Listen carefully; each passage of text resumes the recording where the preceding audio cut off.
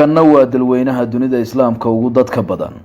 waddan jasiiradeedka dhaca koonfurta bari ee qaaradda Asia u dhaxeeya badweynta Hindiya iyo tan Pacifiga, xuduud wadaagga la Papua New Guinea, Malaysia, Singapore iyo Vietnam.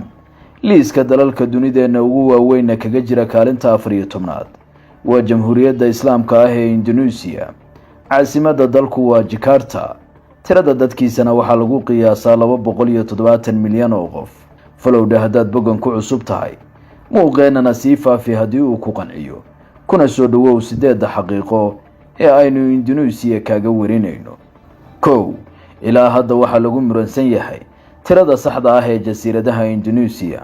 in badan oo dadka reer Indonesia ka mid ah waxa ay tirada jasiiradahooda ku sheegaan 13,000, halka dawladdu aaminsan tahay inay yihiin 8,844 jasiiradood. xog baariso kale oo madax bannaan ayaa iyaguna wariyay inay yihiin 17,000 ilaa 18,000 oo jasiiradood. 2. jasiiradaha xornimadoonka ah ee Indonesia. aynu ka bilowno jasiiradda Aceh. waxay uga duwan tahay jasiiradaha kale ee waddanka inay tahay tan kaliya ee si xoogan loogaga dhaqmo shareecada Islaamka. sidoo kale waa jasiiradda ugu wax soo saarka badan marka laga hadlayo dhinaca shidaalka. sidaa darteed waxay isu aragtaa inay gaar ka noqon karto dalweynaha intiisa kale. tanna waa jasiiradda Yogyakarta. tani waxa ay khaas ku tahay inuu weli gobolkaas ka talinayo haraadiga gumaystihii dalkan. saldanada jasiiradana waxaa la wariyaa inay u dhaqanto sidii dal madax bannaan. intaas kadib aynu nimaadno labada Papua.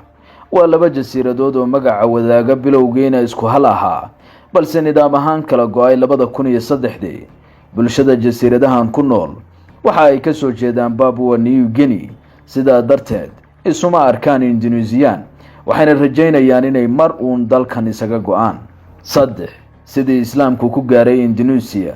qarnigii 13aad ayaa islaamku gaaray dalkan sida la wariyo, waxaana ka hor bulshada waddanku ay haysteen Buddhismka iyo Hinduuga, waxaana weli weydiimo ku gadaaman yihiin sida uu ku gaaray islaamku. qayb ahaan taariikhdu waxa ay warisaa in ganacsatadii Carbeed ee halkaasi tagi jiray ay islaamka gaarsiiyeen waddankan, halka sidoo kale loo tiriyo islaam gaarsiinta dalkan saldanadii Malacca oo iyadu la dagaalantay in dalkaasi lagu sii faafiyo Hinduuga iyo Buddhistihii. 4. inkastoo ay 95% ay muslim yihiin bulshada Indonesia, haddana waxa ay leeyihiin dhaqamo qayb ahaan ka duwan kuwa dunida kale ee islaamka.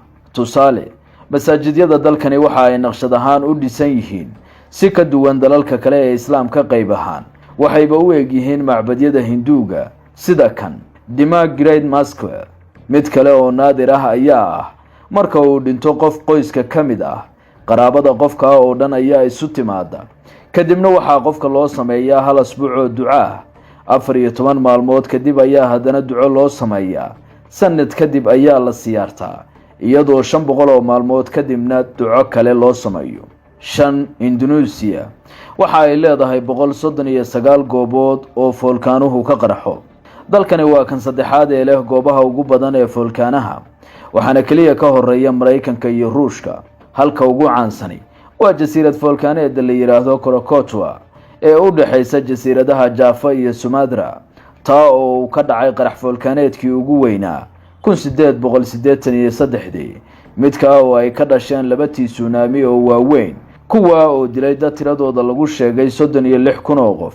waxaana la wariyay in foolkaanahaasi lahaa codkii ugu sanqarta dheeraa abid ee dunideena laga maqlo. 6. Indonesia dil ayaa lagu xukumaa cidii lagu helo ka ganacsiga maandooriyaha. dalkani waa mid ka mid ah wadamada toogashada ku xukuma dadka lagu helo inay maandooriye ka ganacsadaan ama ay dalka soo geliyaan. guud ahaan waa ka mamnuuc in dalkan maandooriye la soo geliyo, waxaana xukunkii ugu caansanaa ee cid dembigan lagu helay dhacay 2012. xilligaa oo haweeney British ahayd oo la oran jiray Lindsay Sandford ay dawladdu dil ku xukuntay kadib markii lagu helay inay daroogo dalka soo gelisay.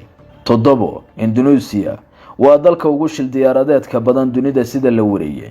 boqolaal qof ayaa sanooyinkii dhawaa ku nafwaayay ilaa 50 shil diyaaradeed oo dalkan ka dhacay sanadihii 2014 iyo 2015. dad ku dhow 300 oo qof ayaa ku dhintay 2 diyaaradood oo ku dhacay ciidda dalkan. si loo yareeyo khataraha shil diyaaradeedyada dalkan, midowda Yurub ayaa kaliya 7 diyaaradood oo kuwa wadankan ah oo ogolaaday inay ku duulaan hawada wadanka, halka 55 kale laga mamnuucay. 8 ilaa 8 goobood oo ku yaal dalkan ayaa ku jira liiska hay'adda UNESCO ee goobaha taariikhiga ah. oo haddaad doonayso inaad Indonesia tagto waa khasab inaad booqato goobahan qadiimiga ah ee qurxoon: madxafka qaranka, Royal Karaton Palace, Ratu Boko, Barbo, masaajidka dhulka hoostiisa ah ee la yiraahdo Taman Sari, Equator Monument, The Bura Ulun, The 7-Story Pagoda of Cebu, iyo qaar kale oo dhammaantood ku jira liiska hay'adda UNESCO.